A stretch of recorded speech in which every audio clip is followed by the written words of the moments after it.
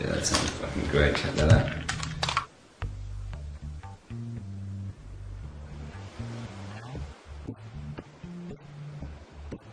An event was planned to get a bunch of musicians in the same place in an environment that would allow them to explore things about music and about themselves and about making music. It's like it was like a sociological experiment. You put a bunch of people together who sort of know each other. Some people know each other really well.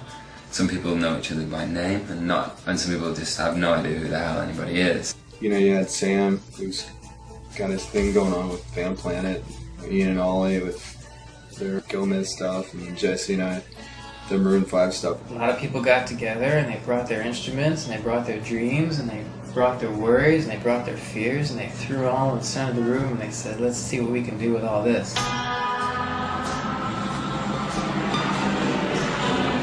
Ali, say aloha! Aloha!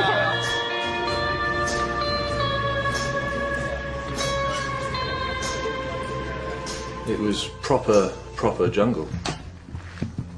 I mean, there are a few sort of tracks here and there, but if you sort of veered off the tracks, you were just in the middle of the jungle. We lived in tree houses. And I think over the course of time, either where we were living, which mostly was like jungle, kind of felt like we were like on our own, like the island was ours. It feels like the world could end and we would end up living in this shack for many a year, feasting on hot dogs and beer, like true Americans.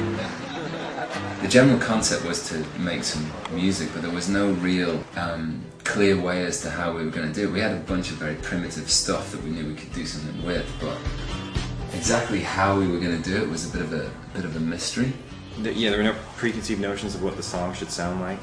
There was no one was sitting in a corner saying like, I really want this song to sound like a disco song. The vibe was unlike a lot of things I've experienced before with other musicians, because I think that everybody was really listening to each other.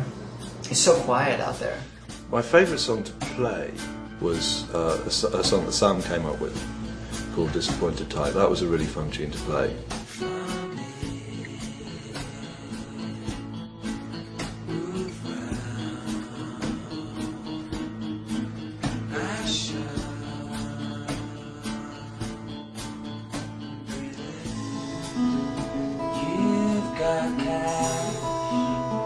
I can drive. Let's go shopping for drugs. You feel sick, and I'm not high enough. Let's go shopping for drugs. That'll keep a 3-ring elephant tranquilized.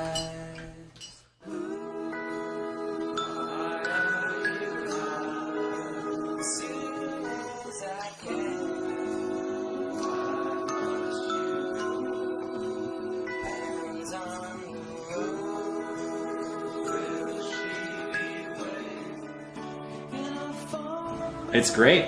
It's amazing. It's one of the best records I've ever participated in. It was definitely the most fun album I've ever done. You know, it sounds a little bit like Iron and Wine meets Gomez meets Phil. It all had this like sort of joyful spontaneity to it. There was no egos or anybody desperately trying to get to the fore. It was lots of people. I think it was lots of people desperately trying not to be noticed. I managed to sort of branch out a lot more from what my usual role is with the band that I play for generally. So I was able to sort of be far more, I don't know, unrestrained, I guess. It was the kind of environment to play music in that I'd like really been missing and like really needed to connect with. It's a very unusual way of forming what turned out to be a really great band. Everybody who was involved, I felt, came away enriched from the experience. There's actually something to show for it on top of all of that.